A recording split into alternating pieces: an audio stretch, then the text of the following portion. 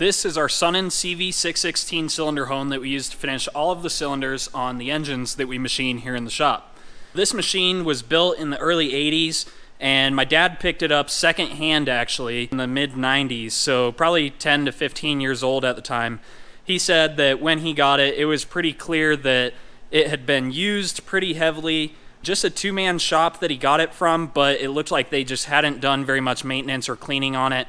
Now, my dad was upgrading from a Peterson HC1DP air power stroke hone.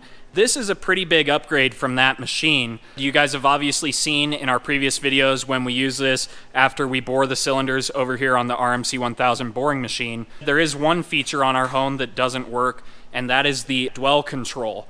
This machine was designed with a feature that lets you dwell the hone head at the bottom of the cylinder to take out extra material at the bottom, because when this machine was built and sold, it was marketed as a machine that you could use and you wouldn't need a boring bar. Typically when an engine comes in and it needs to be bored, there's a lot more wear at the top of the cylinder, which means the bottom of the cylinder has more material to take out if you're going to an oversize, which is why they designed it so that you could dwell at the bottom of the cylinder. Basically what you would do is set the number of dwell cycles that you wanted, anywhere from 0 to 15, and when you would tap this button, it would start dwelling at the bottom till it had counted however many cycles, and then it would start honing again and stroking up and down. Long story short, the solenoid that is part of the electronics that control that dwell feature was burnt out when my dad bought the machine, so he got the replacement part, got it fixed, and before too long, it burnt out again. Now, he's done this probably 2 or 3 times over the years, and finally we just got to the point where it was too expensive to keep fixing it and have it, burn out again, because obviously there's a deeper issue that we've never been able to fully diagnose. So what we're going to be doing today is installing the Jamison Equipment DCV 616 Dwell Control Kit, which is basically a linkage that you can put on here, and you'll see it in action here in a little bit, but it allows you to dwell at any point in the cylinder, so it's actually an upgrade from this feature anyway. You should always cut the power on the machine if you're going to be doing something like this and your hands are going to be in the pulleys and the motors and so on. So this is kind of the drive system of the machine here. The motor back here, which goes to this drive pulley, and basically this upper one here is what controls the spindle basically turning, so you can move to different sizes on the pulley there to run different RPMs basically on the spindle or on the honing mandrel.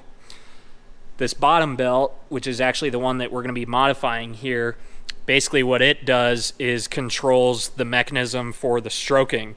So again, you can change to different speeds that'll make the hone stroke up and down at faster or slower rates.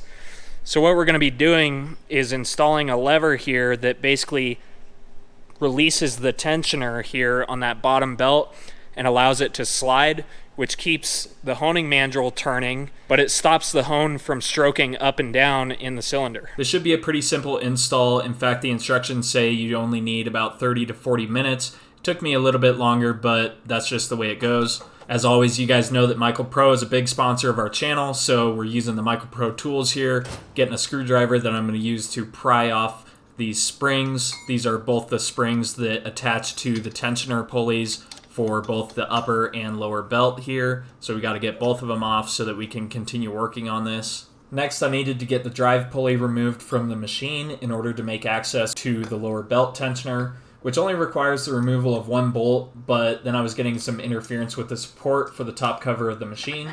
But simply loosening the bolts that held that down was enough to get the pulley removed. With 1 snap ring removed, the lower belt tensioner assembly is free to come off of the machine for our further modification. The kit comes with the 2 plates which need to be bolted to the tensioner arm. And the arm is rough cast, so I wasn't too surprised when it didn't fit exactly like I hoped it would, but a bit of grinding on the plates took care of any interference. Now, I'll be honest, I should have taken more time here to get the plates lined up better and locate my holes before I started drilling, but I'm not a time traveler and my magic material adder backer is broken down, so we're going to have to go with what I ended up with here. And don't be like me, make sure your parts are fixtured well, or at least keep your hands out of the way so you don't get hurt. With the holes drilled, we can go ahead and get the assembly put back together using the 2 new plates as well as the bolts that were provided. Now, a little foreshadowing here. When I got it lined up, I realized that I maybe was going to have some interference, and sure enough, when we got it all put back together, it did throw the belt right away. So we had to go back in and kind of widen those bolt holes a little bit and get things to line up a little bit better, which is definitely not ideal. Had I taken a little bit more time and been a little bit more careful, definitely could have avoided that. But nonetheless, we're going back together with the assembly of the machine. Here we're getting the springs back on for the 2 tensioners. And again, don't be like me, because obviously I'm going to hurt myself with that screwdriver. Luckily, everything on this machine is super easy to work on. There's plenty of room. Getting the drive pulley put back on and that support tightened back down.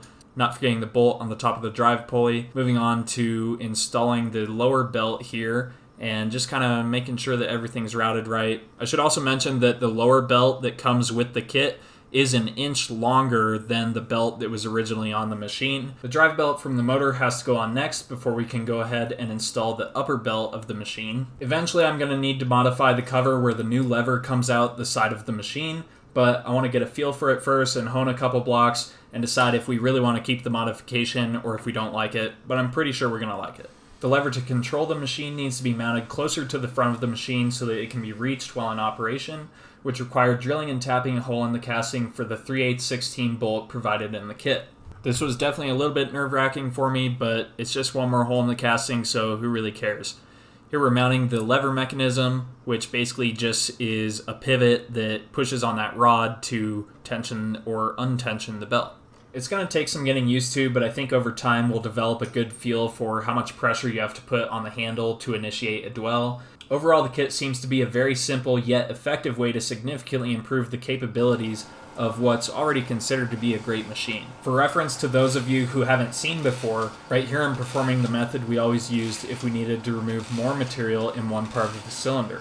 Basically, it requires some finesse to feed the stones out against the cylinder wall at the desired location, but then removing the pressure on the stones in the locations that you don't want to remove material. It's not ideal, and again, it requires a ton of finesse. Now with this $450 modification, we can dwell the hone in literally any location of the cylinder on demand. Watching the load meter on the right, you'll see the needle really swinging, which indicates taper in the bore.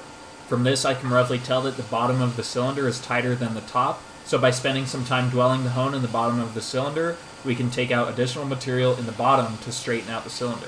I'm sure there is a reason, but it really makes you wonder why the engineers at Summon didn't provide this as a feature on the original design of the machine, considering how easy it is to implement. That being said, the newer machines do have the ability to dwell in any location, and in fact, they do so automatically. They will sense the tighter points of the cylinder and automatically dwell in those locations to straighten the bore. However, those features come at a hefty price, and you're going to have to hone a lot of blocks over the years to pay for it. However, I'm still early in my career, and I'm eager to learn more, which includes investing in the technologies that the industry has developed in the pursuit of automotive machining perfection. I think this is $450 well spent in the meantime until I make my decision on a CNC hone.